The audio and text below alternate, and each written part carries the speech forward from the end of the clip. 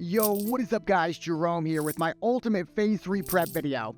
This is the exact guide you need to dominate in the new 20-man raid in Phase 3, and it's the exact route you need to take to maximize your PvP success as well.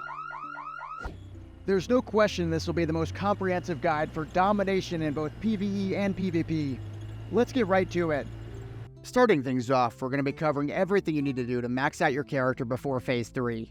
The reputations, the gold, the bisque gear, every secret's going to be revealed. Then we'll be talking about the ultimate investments to make for Phase 3, from items to recipes. That's definitely the section to watch if you want to make a mountain of gold. Then finally, we'll be covering the prep you need to do if you want to have the best possible start to Phase 3. Everything from the ultimate prequesting routes to bisque leveling methods to plan for in Phase 3. The first thing you'll want to do is to plan out your class and spec for Phase 3, and this is a really big deal. I love the Shadow Priest gameplay in Phase 2, but on my Priest, I know I'll be healing a Dungeon Cleave group and healing in the raid. So now I'm focusing on maximizing my healing set instead of going for more Shadow gear. There are also some predictions you need to make. An example being that I don't expect melee hunters to out-DPS ranged hunters in Phase 3. As a result, I plan to level and raid as marksman. That means the set I'm working on in Phase 2 will have max agility instead of mixing agility and strength. Then we have to talk about the future. Once you're on track to max out your Phase 2 gear, I definitely recommend making a 60 upgrades template. You can set it to Phase 3 and get a good idea of all the new items. Immediately, we can start to get an idea of what items we'll be farming for pre-bis in Phase 3. On top of Nomergon gear, some classes like mages will still want to get items like the Invoker's Void Pearl from BFD. There are BOEs as well. Items like the Wall of the Dead for warrior tanks and the Griffin Wing Longbow for hunters if you're stacked with gold. The biggest key, though, is going to be all those PvP rep items, and that means you've got to head straight back to Warsong Gulch. Just like in the last phase, if you've got Warsong Honored rep, you'll get new PvP rings. Meanwhile, if you've got Warsong Revered rep, you'll get a new bow and new swords as well. These items are buyable right now, so you can put them on the second you hit 48 for instant pre-bis. You'll definitely want to hit Ashen Veils every 3 hours, and the weekly turn-ins are crucial on every alt too. Personally, I'd even push for Exalted on your main as well. That's because at level 50, if you're Exalted with Warsong, you get your new Bracer with insane stats. As for a Wrathy rep, it has a big role to play in Phase 3 as well. The 48 boots are great because they come with minor speed. That means you can slap a 7 agility enchant on them for pre-bis. The belts are hyped too. The Hunter version for me is nearly identical to the Dark Vision Girdle. And don't forget, you can easily max your Wrathy rep with the Blood Moon coins in just a matter of a few days. I'd also recommend maxing out your PvP rank now too. It doesn't degrade, and it is likely that Blizzard will give us new rewards. What do you guys think about PvP sets at 50? Would they be a good idea, or should we just wait until 60? With PvP sorted, we've got to talk about gold making and why you need to have at least 300 gold for Phase 3. The gold sinks in Phase 3 are not going to be nearly as bad as in Phase 2, especially since we don't need new mounts.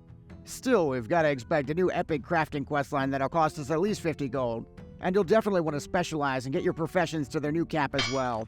Another strong reason to save gold is because there are more expensive BOE items in Phase 3 than ever before. For PvE, there are epic items like Flurry Axe and Edge Masters and Warden Staff and even Stockade Pauldrons. As for PvP, I wouldn't mind some Freezing Bands and Spell Shock Leggings. As for how to make that gold, I've done hundreds of Cath boosts for gold so far. But if that's too much work for you, you can always check out my AFK gold making guide to make gold as well. The true reason to save up all that gold, though, is for big investments and to snipe cheap recipes to flip on the auction house. Our investments are very dependent on what the profession caps will be. It makes the most sense for the cap to be 275, which definitely changes our investments away from trendy items like the Golden Pearls.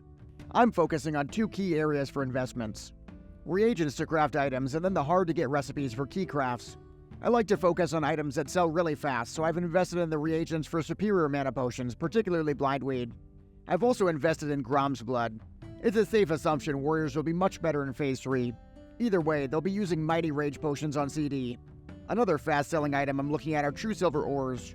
We can make those into bars next phase for uses in all sorts of blacksmithing and engineering items, so they should spike in price. Also, once you make True Silver, it'll vendor for at least 12.5 silver, so anything below that you can grab risk-free. We've also got to talk Dust. With so many players having switched to enchanting in Phase 2 for the Sigil, it makes a lot of sense to invest heavily in Dream Dust while it's cheap. Everyone's going to be rushing to max their enchanting to make money, but you'll be making the real money selling to them. In the same line of thinking, another investment for me is Bolts of Runecloth. Early in the phase, they were going for nearly vendor price, and they're one of the most in-demand items for Phase 3. Runecloth bags being the hottest item, but also pre-bis like the Fellcloth pants for my Shadow Priest. We have to keep in mind that investing is just one part of the potential profit. We can also flip recipes for huge money when the phase drops. Some key recipes like the Limited Invulnerability Potion are already dropping in the world. That means you can snipe them now to sell them right when Phase 3 drops. Alternatively, you could keep the rare recipes for yourself. Crafting items like lips the first week will be huge potential profit. Meanwhile, stocking up on vendor recipes is a very smart idea. Certain recipes are going to be much more camped in Phase 3. That includes must-haves like Elixir of Shadow Power and Elixir of Greater Defense in the major cities. Another even rarer recipe the first day that will be the Major Healing Potion recipe. Several high-level NPCs around the world are removed until Phase 3. That means if you have an Alden Winter Spring on patch day, you could be the first player in your server making Major Healing Potions. That is the BIS Healing Potion for the rest of the game. Even years later on Classic Era, the recipe still holds value at over 10 gold each. Another even safer bet will be to stock up on cooking recipes. You can grab key recipes like Undermined Clam Chowder and Nightfin Soup and sell them at a premium later on. Really, any recipe used on your favorite leveling site like Wowhead or WoW Professions is going to make you some good money. So we've talked about investments, now let's talk about our day one plan.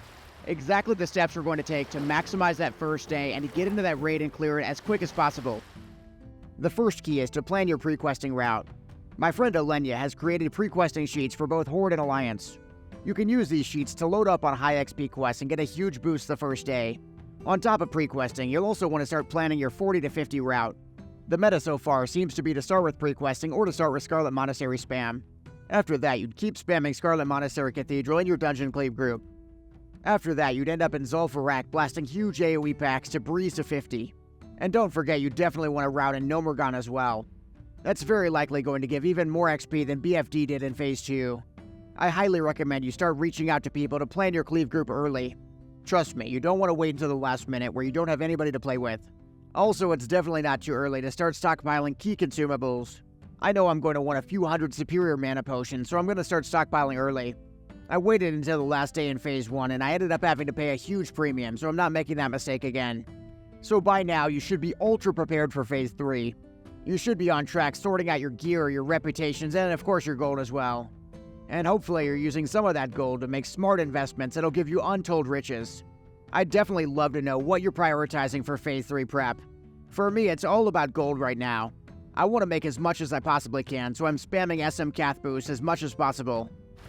Also, if you subscribe, you're more than welcome to join me on the beautiful sandy beaches of Zihuatanejo. And I'm just saying, if you hit that notification bell, it'll really increase your chances of getting here as well. Over at the Blizzard headquarters, things aren't a beautiful beach though. I've made the ultimate video concerning some key problems Season of Discovery has. Blizzard is hard at work fixing these problems, so definitely check out that video next.